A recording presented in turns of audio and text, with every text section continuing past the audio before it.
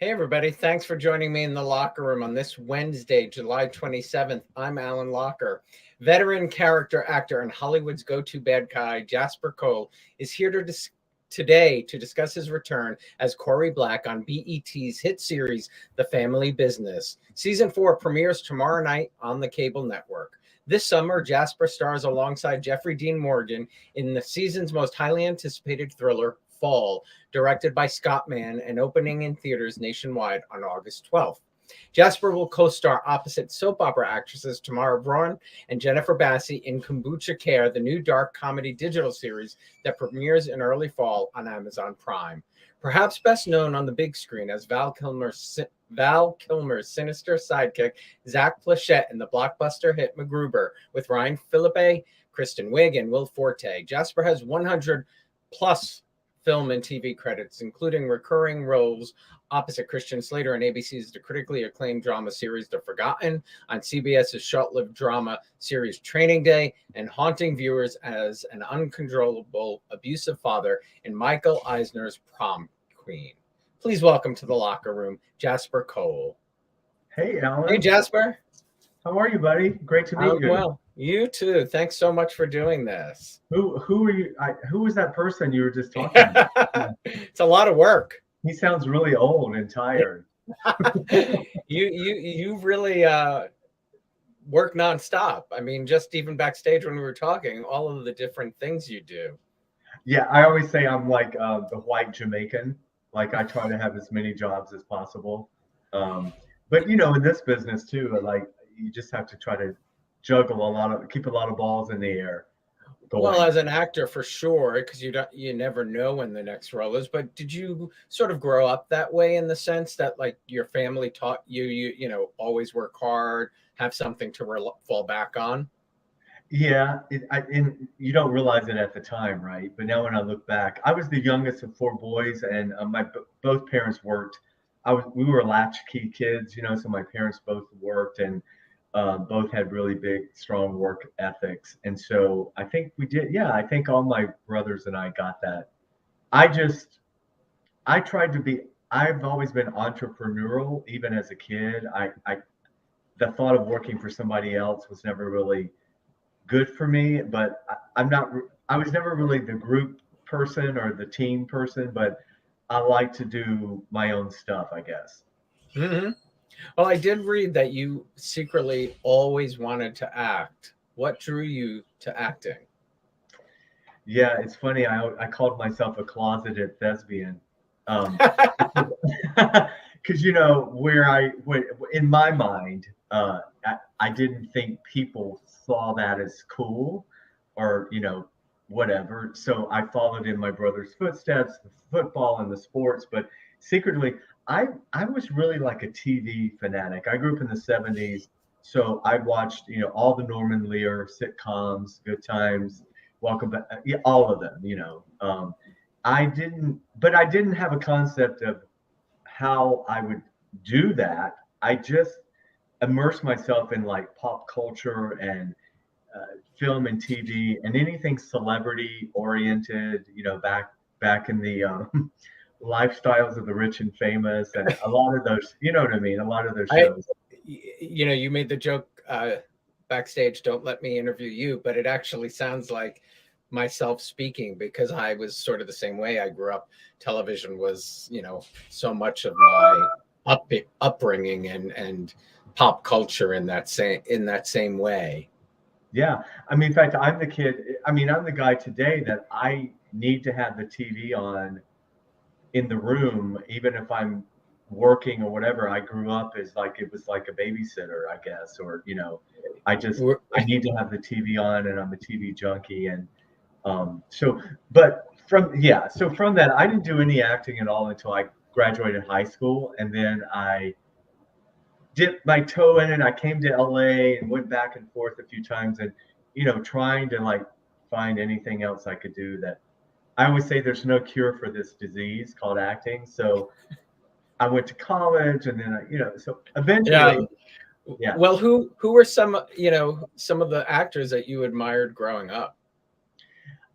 Yeah, so it's interesting. There was, like, as a kid, when I'd watch the old films, Montgomery Clift was like one of my favorite actors, and I first saw he and Elizabeth Taylor in A Place in the Sun. You know, and there was something about his work that I really was drawn to. And then, you know, as I got older, more contemporary was like a Daniel Day-Lewis.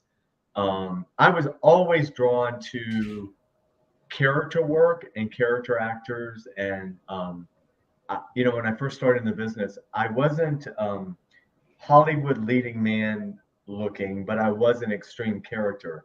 So like for the first 15 years of my career, I would play like the sidekick and the best friend. And I sort of fell between the cracks. And then when I turned 40, I mean, I literally woke up one day and like my face changed, and it's like, damn, I don't know who that person is. But when I got my first bad role in Prom Queen, it got a good response, and I thought, you know what? I think I'm going to lean into this. So I sort of rebranded myself. I grew the hair out, I grew the beard, and I kind of had to reintroduce myself to the industry. Oh, I love that. It's been a blessing for the last 20 years, just getting on that list of homeless, drug addict, creepy, you know.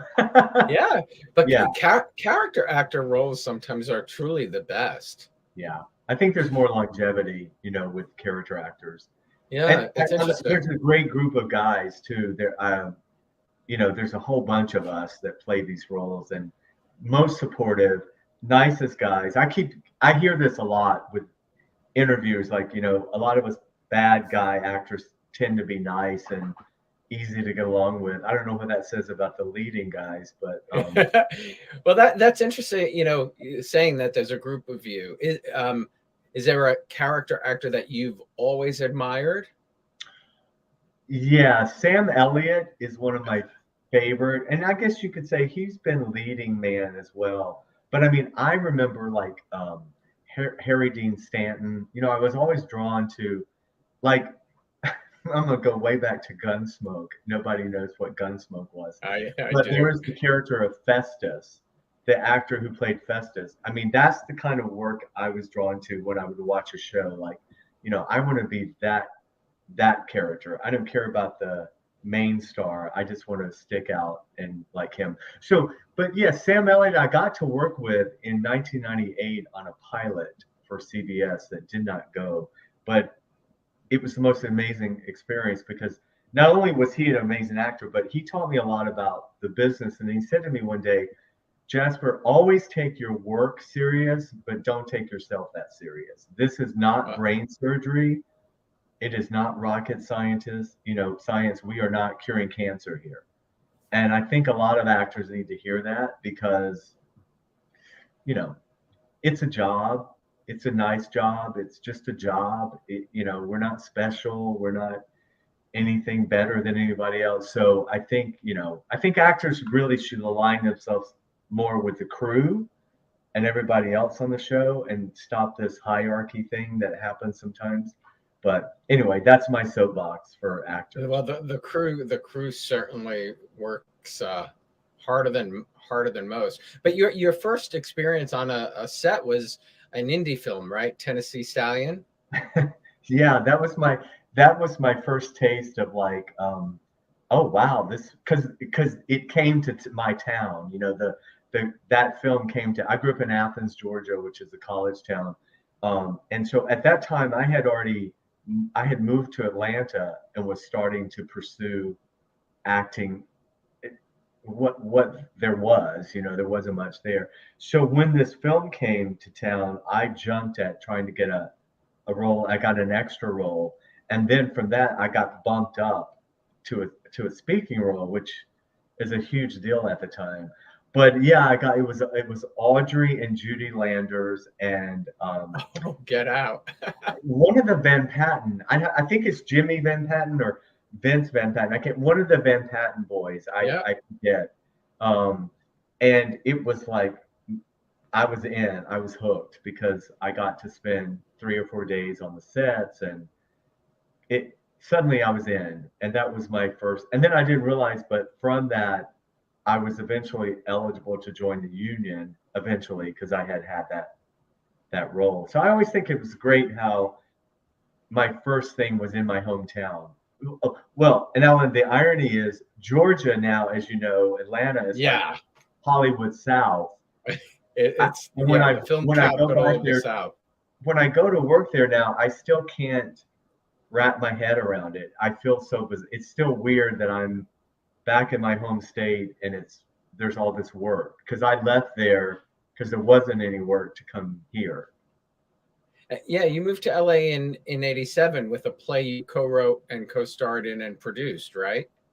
Yeah, Willow Springs Now was the little play. Becky Kennedy, who's from Georgia, we we co-wrote it, we co-starred in it, and we co-produced it, and we got it done in Atlanta, and it did well. And then we were like, well, I was only 23, like let's go to LA. I had been here two times before, and so I knew I wanted to be in LA. Becky had been at the American Academy of Dramatic Arts in New York, and she wanted to move to New York. She had never been to LA, and I had only been to New York once. And I said, well, if I'm going to be poor and depressed and out of work, I want to be near the beach and the sunshine. So she packed up and came here with me, sight unseen. And our very first morning was the Whittier earthquake in 1987, which at that time was the biggest they had had. And I was ready to leave and go back. I was just going to say, I would have turned around. Becky, who was a little bit older and wiser, said, no, this is, we're shaking up the town, Jasper. It's a good sign. We're supposed to be here. And I'm like, no. But, and 22, you said, were you always interested in writing? Well, it's interesting. In class in high school, I did really well in English. I mean, math, I was barely passing, but I always got really great, did well with English. So the writing came easy to me. But again, I think because I had immersed myself in TV for so long, we always were writing this play for television, and we did eventually get to pitch it to Fox once we were out here. So it was kind of because it was a spoof on a TV talk show set at a cable access station in Georgia. So it already lended itself to combination of sketch, comedy, and TV.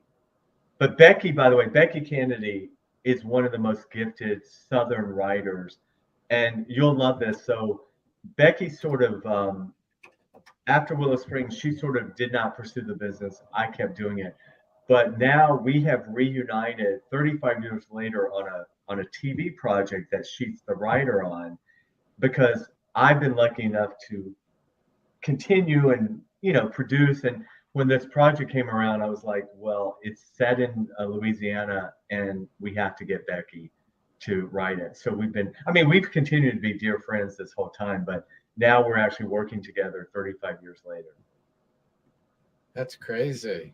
Yeah, she's so talented. And you've been in this business for 36 years approximately. Who have been some of your biggest influences? Well, comedy wise, I always was drawn to like a Joan Rivers, a Don Rickles. I just was always into that. Again, growing up watching the Mike Douglas show and Dinah Shore, and you know what I mean, the afternoon. Oh yeah. But my kind of comedy has always been that sort of Sarah Silverman, Kathy Griffin. Anybody that just sort of puts it out there. I hate hypocrisy. I love people who shine a light on what's really happening behind the scenes. So from a comedy world, and I actually got to know, eventually meet Joan Rivers. My dear friend is Jim J. Bullock, who had ended up being good friends with Joan. What's great about this business is you come to LA, and it's a very small town in some ways, and I've been able to meet a lot of people that I admired. And so far, honestly, what is that saying? Don't meet your heroes or whatever, but I've not been disappointed. The people I've been disappointed with are the lower rung celebrities that have the magic mirror syndrome, I guess. But my people I've been able to meet, I really have been amazing. I met Joan many times because I started as a page working for Regis and Kathy Lee, and she was a guest, as you know, so many times. And God, what a loss for all of us that she's no longer here. Just amazing. I mean, and just the irony of she dies doing a very simple procedure when we know she had so many, it's just something very wrong about all of that. But and we could have used her these last few years, right? Well, it's interesting. I've wondered often, because she was a big Trump friend. I mean, I've heard Melissa interviewed recently, like, what do you think Joan, how would Joan have handled the political thing? And Melissa said, oh no, she would have drawn a line in the sand. She would have called him out on it. But I remember she used to say the thing she loved about Trump was he was just all show business, like it just all fluff, which being in the industry, oh my God, and being a New Yorker, you must have been like a lot of us, like, what the hell are you talking about? But you know what, Alan, I've come to realize is, and I'm going to have to do this next time around with the election. I have to step back and realize, okay, Jasper, honestly, there were millions of people who really didn't know who he was. They really didn't, I mean, because I'm so immersed in show business that in my little bubble that I haven't given them the benefit of the doubt. Like, how could you not know this? But right. Clearly they did not. That was my right. That was the sort first of my time around in 2016. Correct. That was my take as well. Like he was a host of a show. He loved fame. He was sort of really a Mr. Show Business person. Right. Yeah. But really, as a New Yorker, New Jersey. Look at New Jersey, Atlantic City, right? I mean, yeah. Yeah, for sure. Yeah.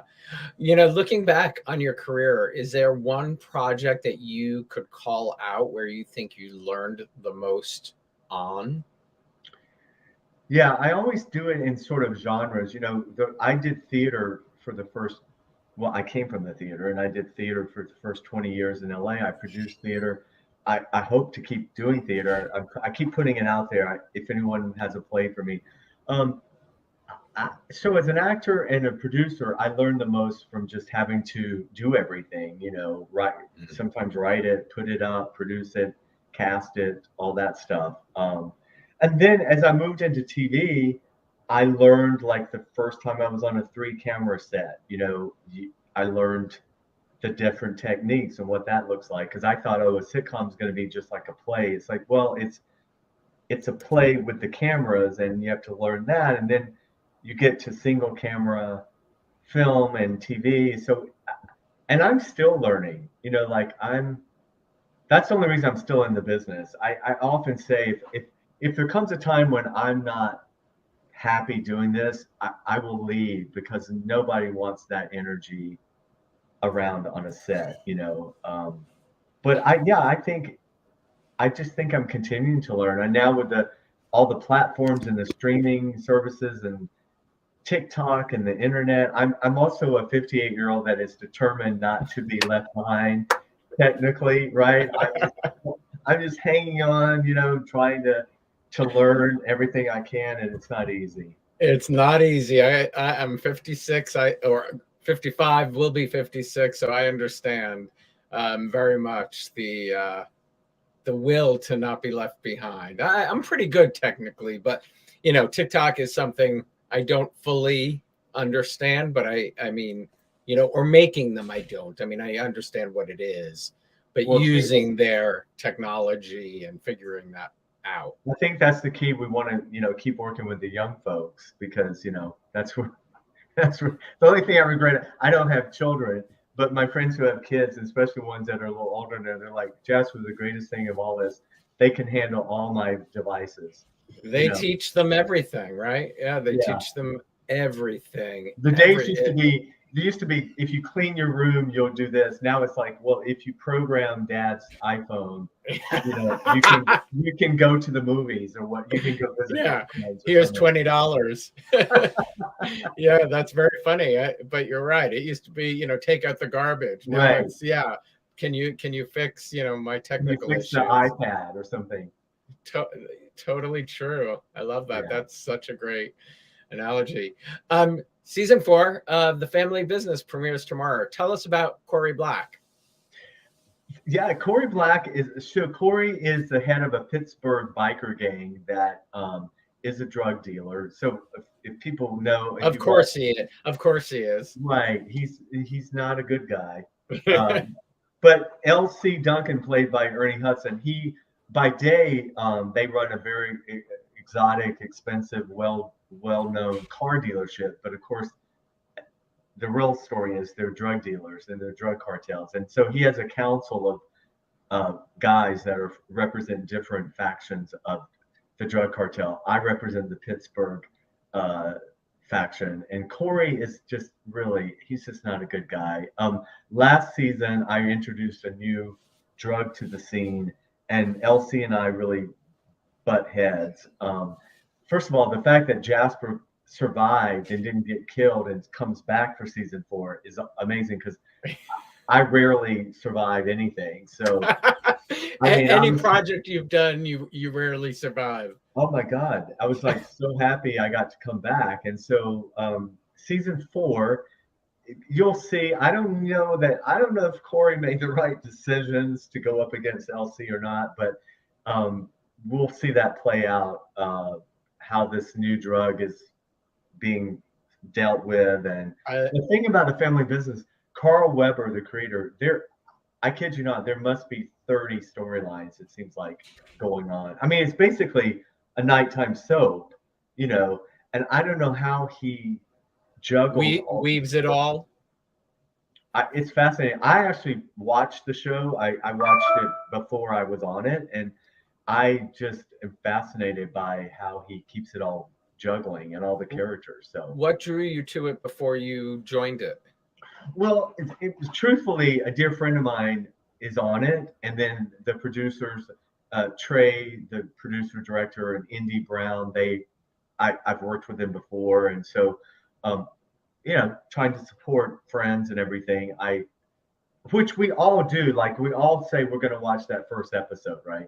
But then I got really pulled into it because it's so well done, and I do, I miss the nighttime soap opera dynasty-esque kind of shows, and you throw in the sort of crime thing for me, and that was a nice hook. So, and it's nice to see a diverse show. It was great. It's great sometimes when I'm the diverse one on the show, like it's predominantly African American, but they're great with Caucasian, Asian. It's like a Benetton ad. So I love that. I just interviewed Jeff Colby, John James from Dynasty. Oh wow! Because I like you, I was a big Dynasty person. Well, I'm going to go back and watch that interview with you. He's a great guy. I met him when he did As the World Turns in New York for a little while. But that's wild. What's it like working with Ernie Hudson? The greatest thing ever. Honestly, he's in there with that Sam Elliott vibe. He's definitely the OG who is just, number one on the call sheets, sets the tone for any production, right? And I can't say enough. It's so great for me to see him also get to show people this whole dramatic side of his range as an actor. He's so good in it, but just so chill and so supportive, and we just have great conversations, and he's a family man, and and it's fun because some actors will come on, and we're just kind of watching them and just listening, to their stories, and I'll cut my eyes at Ernie like, here we go, here comes another one. Let's just watch this one play out. Let's watch this one crash and burn. But it's just been a pleasure working with him. The whole team over at Family Business really are amazing. I think I worked at, I told you, at Disney, and I worked on The Hand That Rocks the Cradle. And One he of my was favorites, by the way. oh yeah, that was a good movie. So I good. was yeah, so good. I was scared of those people. Rebecca I De thought Mornay, she was. oh my God. She Julianne was. Moore. It was really, that was a real, I call that a really smart horror film, if you even call it horror, more of a thriller. But Oh, totally. Annabella Sciorra and Rebecca, I think. Yeah. Annabella Wow. Sciorra before Weinstein blackballed her career. Correct. Yeah. But See, that's a whole there's other the story. there's the pop culture coming in. Well, I'm listening to Ken Auleta's book about Weinstein. Ken used to be at Vanity Fair, Yeah, and yeah, he's got a new book out where he really is sort of naming names of the enablers that, and sadly, Alan, a lot of them were women around Harvey that sort of, you know what I mean, that were the gatekeepers and the attorneys and stuff. So, um, oh yeah, now my new pop culture thing is I'm addicted to the audio books. So I listen when I'm hiking and stuff, and I like it when the author reads the book as well. Oh, that's, yeah, better. You get more of a feel, I would assume, right, Yeah. from their take. So Kombucha Care, tell me what it's about, and then you have to tell uh, our viewers watching about working with Jennifer Bassi and Tamara Braun. Yes, so Kabuki Cure is really about this. It started as a film. So we shot this film February of 2020. Hello, right before, everything shut Literally. down.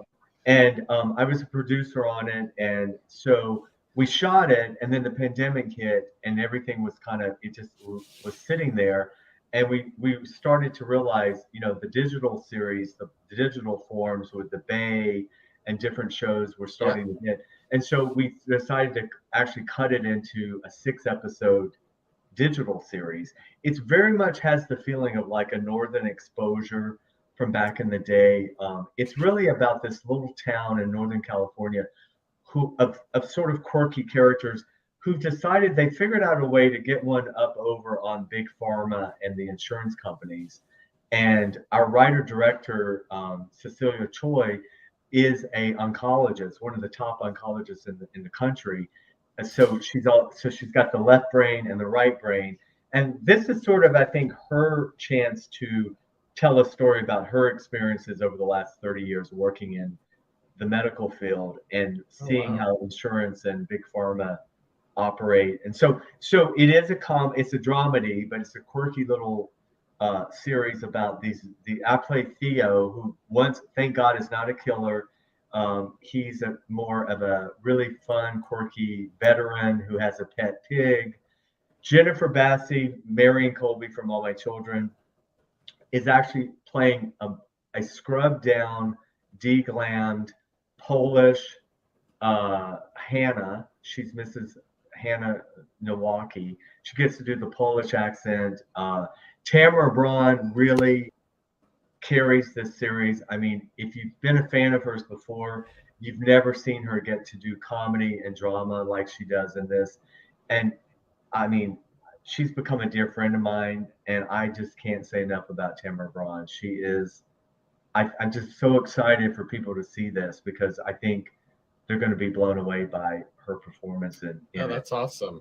Yeah. And is this on Amazon? It'll go on Amazon. Yeah, we're just Yeah. literally finishing up the final post. I mean, it's been through some challenges, but it looks amazing. I mean, I can separate myself out of it as a producer, and then the director Cecilia Choi.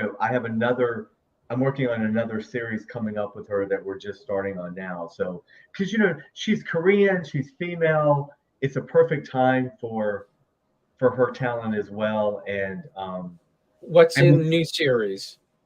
yeah, so this was another film project that I've been attached to. It's called Mountain Boys for 12 years, and we've been trying to get Wow. it. I know we've been trying to get it made, and Park Overall, who used to be on Empty Nest, and Reba, she and I are actually starring in it, and it's set in the Appalachian Mountains of Georgia, where I'm from, and Park lives in Appalachia, Tennessee right now.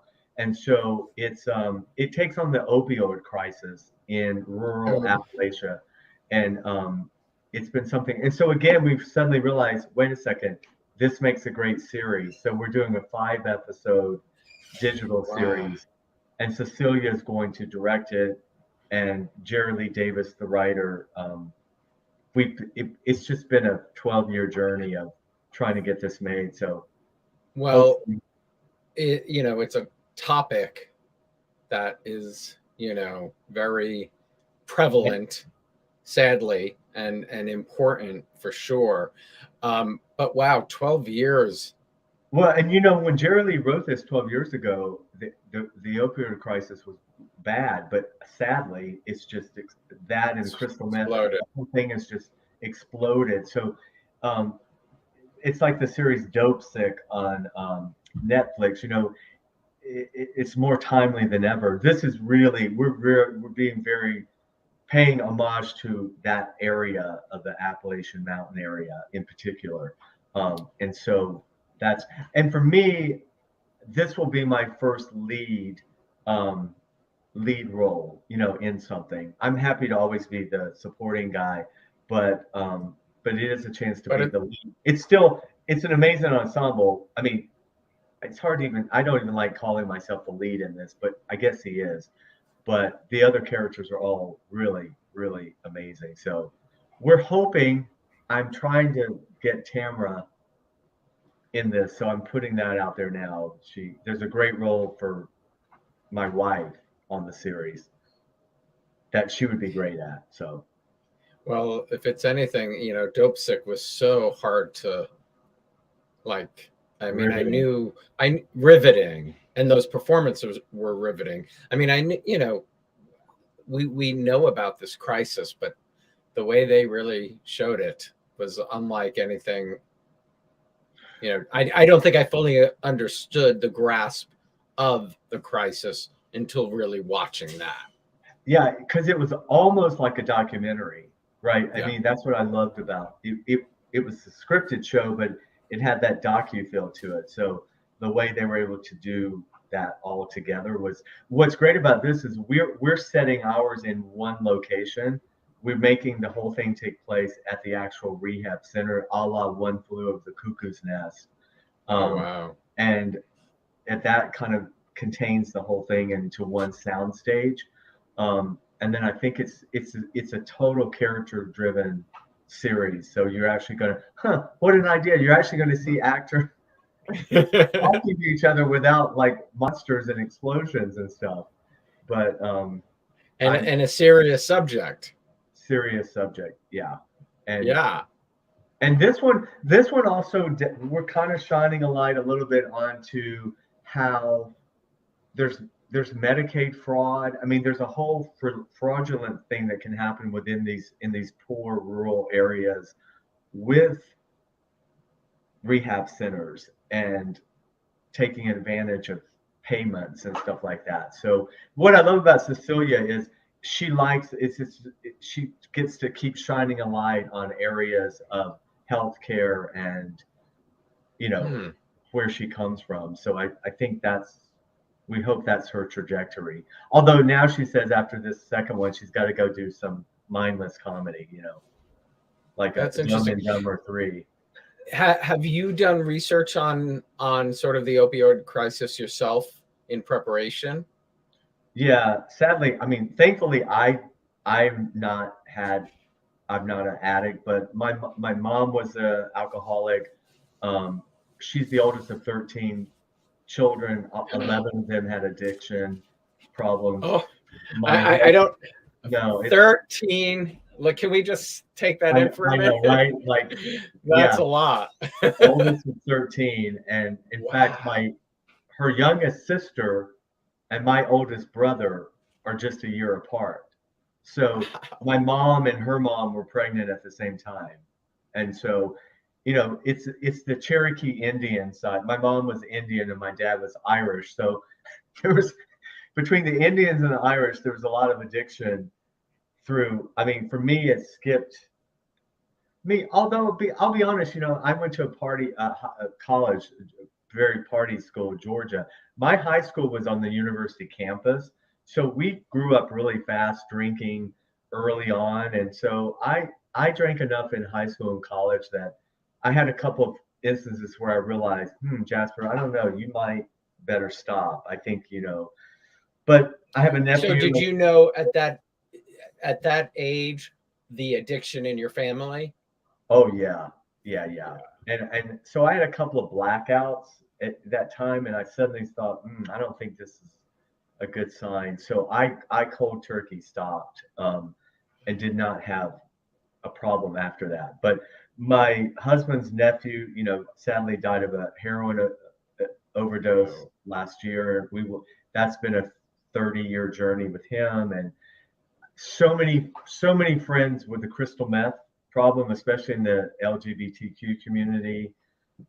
In Palm Springs, in particular, a lot of older gay and older people have gotten addicted to crystal meth in later in life. So I've seen people lose everything. I mean, lose their careers, their houses, their home, their money. So it's really, and in these poor rural areas where there's already no jobs, depression already, these these people are just totally forgotten and thrown away. So there is hope in our series. We have there are there's twin daughters in the show. I think through the kids there's hope, and season 1 ends on a somewhat hopeful message. Well, next month you have a role with Jeffrey Dean Morgan in Fall. What can you tell us about that?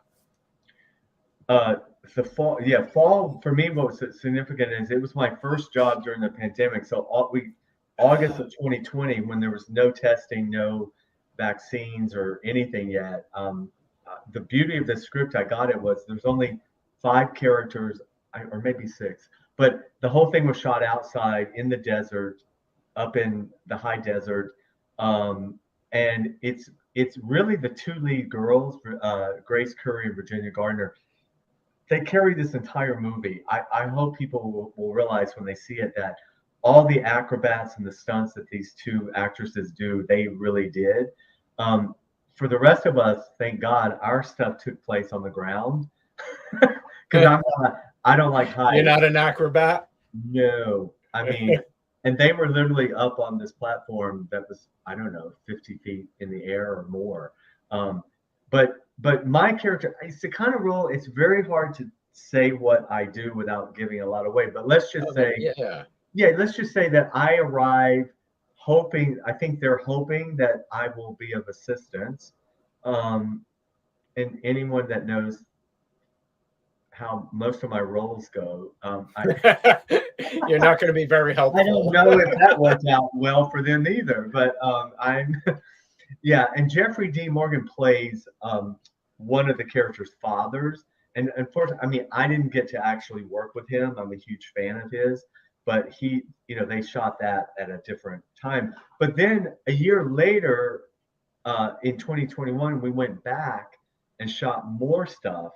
And then we had the test and the vaccine. So it was interesting to see how different a year was from. But I'll be honest, this is one of those projects, Alan, where a lot of times as actors, we do projects and we never know what's going to happen. We never hear about it. I mean, the fact that it's Lionsgate and it's coming out in theaters and it's really getting a lot of good buzz is just a testament. I tell actors all the time, you just take the jobs and do your best. You can't predict, because I've done so many things that I thought, well, this is the one that's really, this is the blockbuster. Like MacGruber was supposed to be this huge thing, but then you get other stuff from projects that maybe weren't what you expected. So, well, the people you worked, speaking of MacGruber, who you worked with on that, that was a game changer. For me, that took I after that I was able to audition for the Coen brothers and Tarantino, and it took my career up to a different level. So, and even though the film did not blow up the box office, it garnered this cult following over the last 10 years. And I mean, I didn't get to do the series on Peacock because Zeke is killed in the movie. And I was texting Will Forte back going, can't Zeke be a zombie? Like, can't you bring him back in the series or something? But yeah, just to work with that. And again, because I thought I was going to be a comedian, I was an SNL fanatic, right? So to work with all these comedians, and then it was a dream come true for me.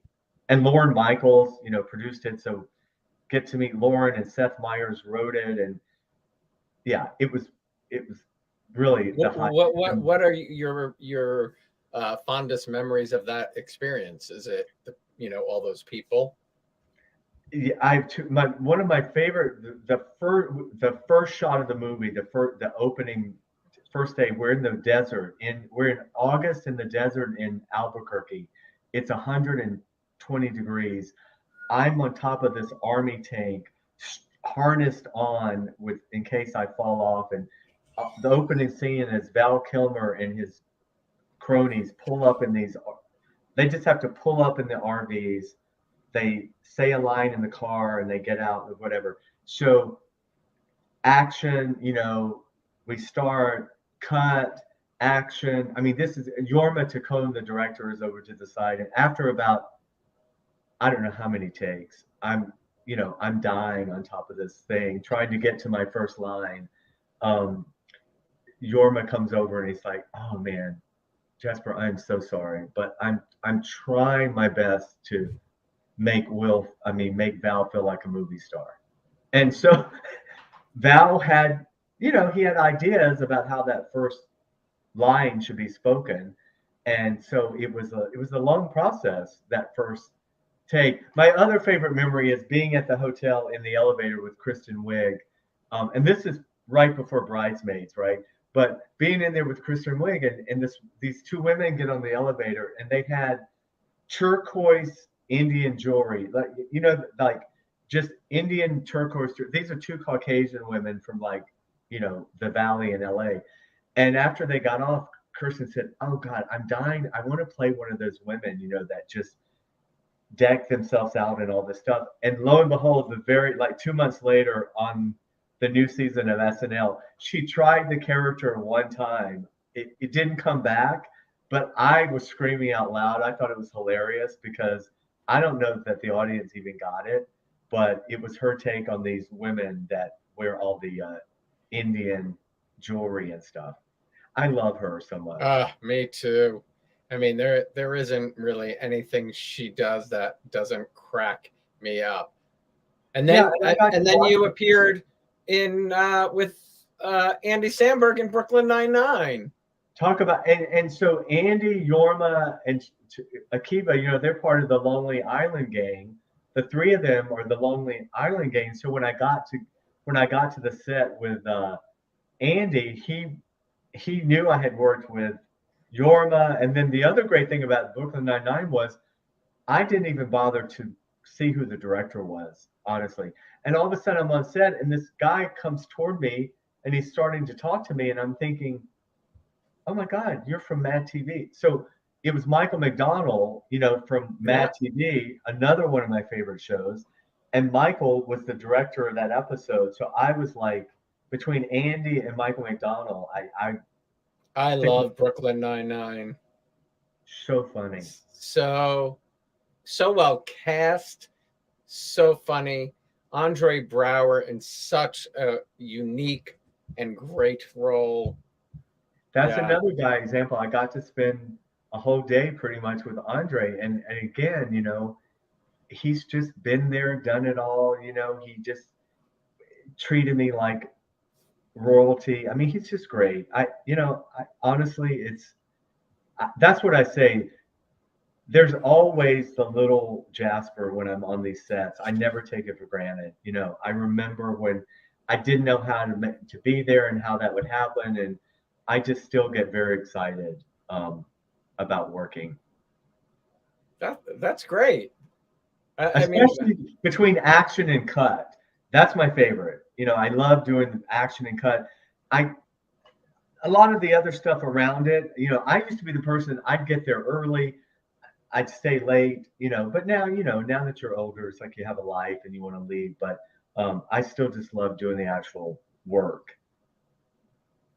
I love that. And I really love, I mean, you mentioned your husband, but, being gay and playing these bad guys, these tough, I love it, I know I can't, I cannot get, nobody offers me a gay role. I thought, wait, now's the time, right? We're all supposed to be playing. It's funny because in theater, I did, Boys in the Band and The Normal Heart and so many amazing original gay themed plays or whatever.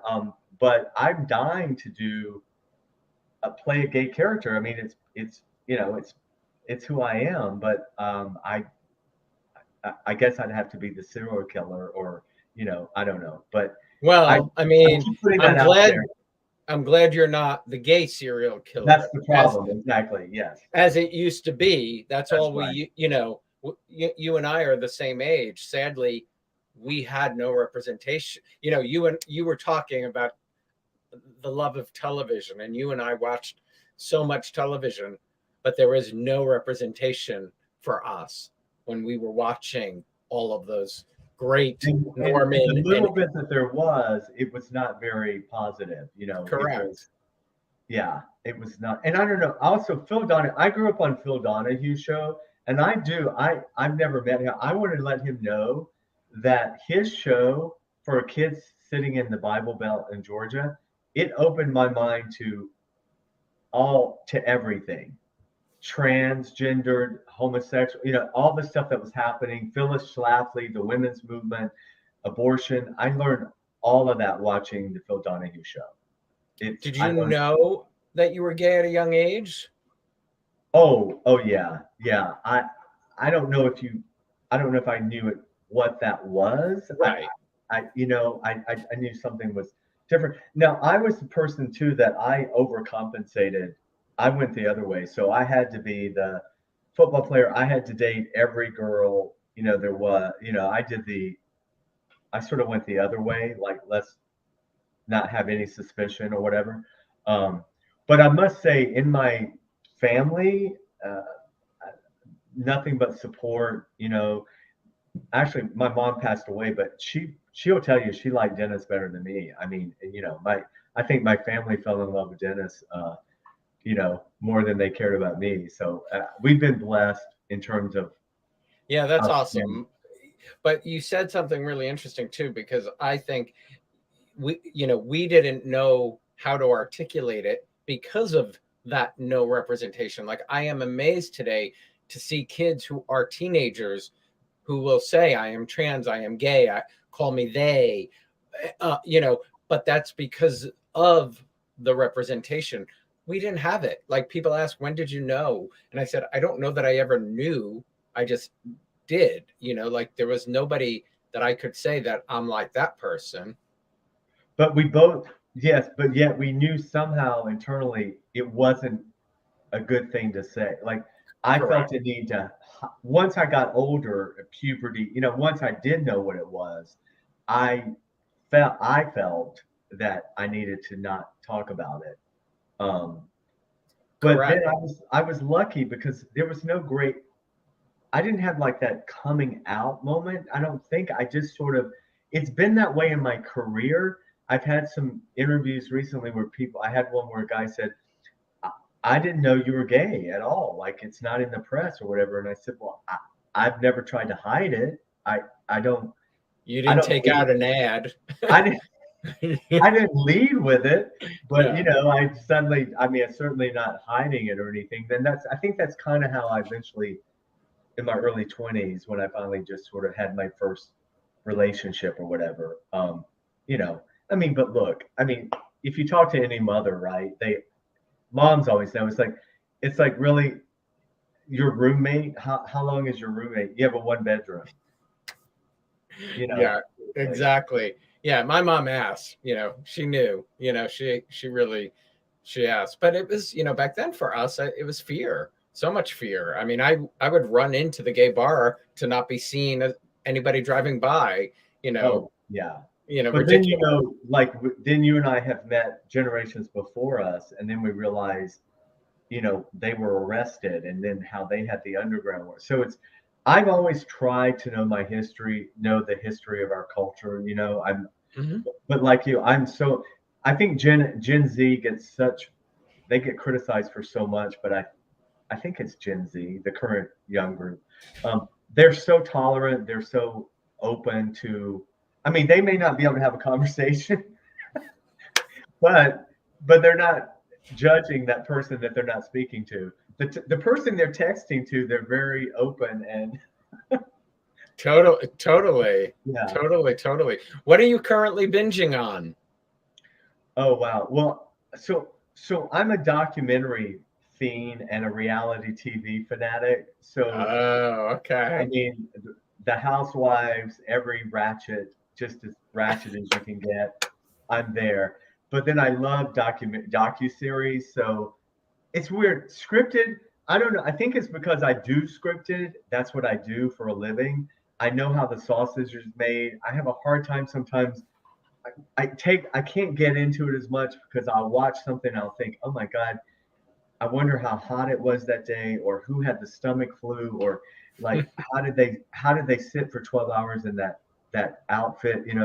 But documentaries I don't do, and reality I don't make. So but binge watch. Well, Hacks is my Ah, favorite. Hacks is my so good. favorite comedy, right? I mean, So good. Yeah. it's one of my favorites. She's phenomenal. Oh my God, that and the whole cast. That I always say that's a show where down to a one line part, it's so important because everyone's great. Like nobody takes you out of it. And that's sort of for me. Hacks is a throwback in some ways. It's got a throwback feel to the comedy we liked or like, Hmm. and then it's current at the same time. So, and I was a huge Designing Women fan, so anything Jason. That's a great way to describe it, actually. There is a throwback element to it. I agree. And Yeah, maybe it's because of her, really she just adds that flair that we miss it's sort of the Catherine O'Hara in Schitt's Creek. I guess you're right. Catherine. This would be the new Schitt's Creek, and Schitt's Creek had that 70s, 80s, feel to it as well, which I think why most people. Yeah, that's a good point. I was late to the party on Schitt's Creek, and then once I got into it, I was in. And I watch it basically. I could watch it every night going to sleep. Like it, I Well, still I get laugh. so overwhelmed. As an actor, I love that we have all these platforms, but as a viewer, I just can't keep up. I'll read in the trades about such and such got renewed for season 4, and I'm thinking, season 4? When was their season 1? I've never heard of this show. So I get a little overwhelmed with. I'm with you. You're right. Like that, you cannot. We again going back to our age, but we grew up with 3 networks. I mean, like Ray Donovan, was my favorite. Dennis and I both Oh, we like the so good. we like to have the weekly show we're going to watch together. So but then Dennis he's very highbrow. So like he'll be watching Game of Thrones in one room, and I'm watching, Married to Medicine in the other. I'm watching weave pulling and cat fights in the other room. So he just walks in and Oh, shakes his head and closes the door. But those then Real Housewives. I, I go to watch like Game of Thrones, and I'm like, I don't want to think that hard when I'm watching Yeah, that's. scripted. So I'm just shallow when it comes to that. You know, I love I want that. to be I want to be on Game of Thrones, Oh, but I don't want to watch it. you would be great on that. So tell me about one with Jasper Cole. What prompted Oh, you to start? my radio show, one-on-one with Yeah. Jasper Cole. Yeah, so 10 or 11 years ago when I was doing the press tour for MacGruber, I went to an LA internet radio station, and did a show with Tony Sweet.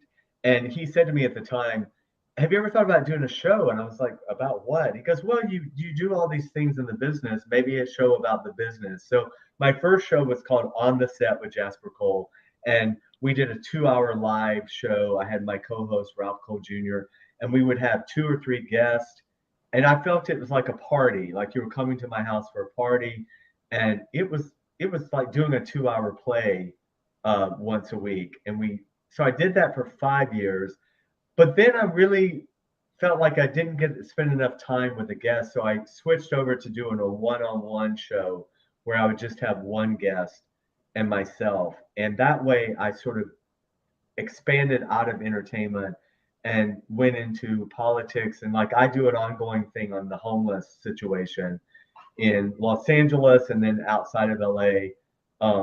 That's been a reoccurring theme on my current show. But the last 6 months we've been down because I've been working so much, and I hate to do that, do a show and then not do a show. So we're kind of in a rebranding period. There's some stuff happening with the show. I may be going to a different platform. Just trying to go now for the next 5 years to take the show to a different level. But it's one of the favorite things I do. I started the show honestly so people could see my real personality, that it wasn't the characters I play. And so that's how I've enjoyed being able to just be myself. And I was a psychology major, so I like to talk to people and listen. And for some reason, my whole life, I'm that person that people will come and just they'll tell me their entire life story, and I haven't said one thing about myself. Do you have a favorite guest? Or I mean, and homelessness might be, but or a favorite topic that you've covered in all these years? Yeah, I mean, I've been able to meet, like, on the entertainment side, like meeting Jody Watley. I've been able to have these amazing, I love that, entertainment people on my show. But I think when I started the homeless, so prior to the pandemic, the homeless situation was already bad. But we have Skid Row in LA. The Skid Row area was infamous for being one of the largest homeless areas in the country, to the point where other cities send their homeless to LA. Well, sadly now Skid Row has expanded. It's Skid Row all over LA. So it's not just like those people downtown in that one area. And so it's been horrifying to see. But the sad part about this whole homeless situation is what we've discovered is the money never makes it to the people who need it. And so homelessness has become a multi-billion-dollar industry. And just like cancer, HIV, probably like COVID is becoming. So all the money that gets allocated gets sent to a group who's now created a business where they're CEOs and people that get paid to run these homeless organizations. So the trickle down, by the time it gets down to helping people, you'll see like, oh, 50 tiny homes got built, or 75. They do just enough to justify the funding, but it never completely takes care of the problem. I call them the poverty pimps. They're the ones that they're pimping out the homeless to get this money, and there's big positions created around it. Executive director of financing, outreach program director, and they're all making 6-figure salaries. And meanwhile, the people who really need it don't. And part of the disconnect is there's not a federal connection between federal and state, and they need to be joined together. So it's frustrating because I've done over, I don't know, 35, 40 shows on it. And at the end, we just keep coming back to the same issue of why can't someone step in and get the money to the people that need it? And it really, has taken a step backwards in all of these major cities. All of them. And listen, the face of homeless, or the unhoused, is single mothers, fathers, mothers, and their kids. It's not just drug addicts and mentally ill folks that need help. These are people. I mean, the rent moratorium just ended. There's all these people that are being evicted right now that were being helped during COVID. Where are they going to go? I mean, they're going to end up on the streets because the shelters can't handle them. And I don't know. It's so overwhelming. Well, when you get back up and running, keep shedding the light on it. It needs to, it's a Yeah, cause. my It's a next cause. goal is my next batch of shows. I'm really bringing in politicians that I'm sort of putting the feet to the fire and being like, you said you're going to do this. What are you doing? Like, how can we really make this happen? So I want to get that up soon during the political season between 22 and 24. Because a lot of them are going to need to run on this platform because, and there's the whole thing, not in my backyard. It's the thing, Hmm. you don't want to put the homes in there. And I get it. I was a homeowner, and I'm a homeowner and I have to not be hypocritical. I have empathy for homeowners as well. Like, what do you want to put the housing development behind me, and who's going to run it, and is there going to be proper psychiatric care and security? And it just Palm Springs has. I've been in Palm Springs 17 years part time. 4 full time. I've seen the homelessness here expand and expand. So, It's and I know awful. in New York City, Yeah, obviously, it really has. Um, Before I let you go, is there a dream role you'd still love to play? yeah. I mean, my dream role right now, if I could get on one of the procedurals, playing an undercover cop, where I get to then go play the roles I've already been doing for 35 years. So, I could go play homeless or a drug addict or a drug dealer, or I could but I would be a like third, fourth, ensemble member of a show. Um, of course, they say go create it yourself, which I have that show, but that would be the perfect role. And honestly, I don't want to work that hard anymore. So if I worked 1 or 2 days a week, I'm good. I'm good to I love go. it, and you do have to vocalize it. That's why I like asking that. You Put it put it out out there. into the world. Yep, you got to put those things out into I'm the world. saying to people, January of 2020, I renewed my equity card because that was going to be the year for theater for me. And then the pandemic. So I'm putting out there, I want to do a play, preferably a gay role somewhere. Can someone give me a gay role?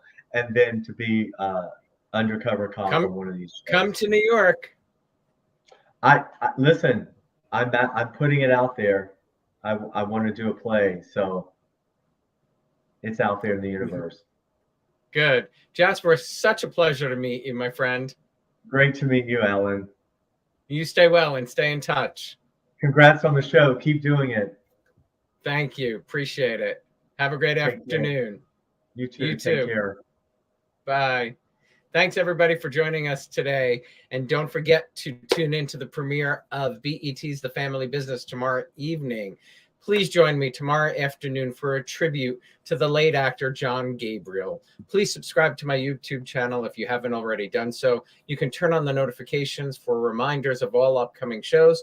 And don't forget to check out the audio versions on all of your favorite streaming platforms. Have a great afternoon, everybody, and I will see you tomorrow.